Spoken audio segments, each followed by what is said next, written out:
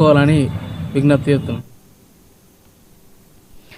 నిర్మల్ జిల్లా కేంద్రంలో 99 రోజుల ప్రజాపాలన ప్రగతి ప్రణాళిక కార్యక్రమం నిర్వహించారు. నిర్మల్ మున్సిపల్ కమిషనర్ జగదీశ్వర్ గౌడ్ కార్యక్రమాన్ని ప్రారంభించారు. పట్టణంలో 30-40వ వార్డుల్లో పర్యటించిన ఆయన పరిసరాల పరిశుభ్రత, త్రాగునీటి పొదుపుపై ప్రజలు, వ్యాపారులకు అవగాహన కల్పించారు.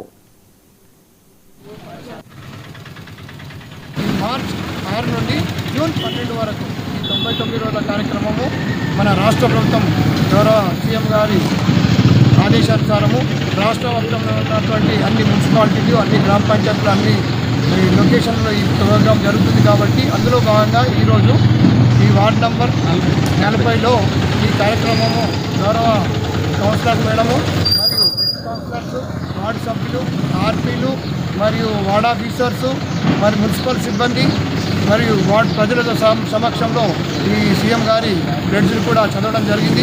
ఇందులో ముఖ్యంగా దీని ఉద్దేశం ఏంటంటే మనకు ఈ రోజు నుండి 15 వరకు ముఖ్యంగా పట్టణంలో ఉన్నటువంటి 42 వార్డులలో ఈరోజు శానిటేషన్ కార్యక్రమాలు ఈ ఫ్రెండ్స్ చదవడము, అక్కడ ఉన్నటువంటి వార్డు ఆఫీసర్లు మరి ఆర్పీల ఆధ్వర్యంలో ఈ కార్యక్రమం జరుగుతుంది.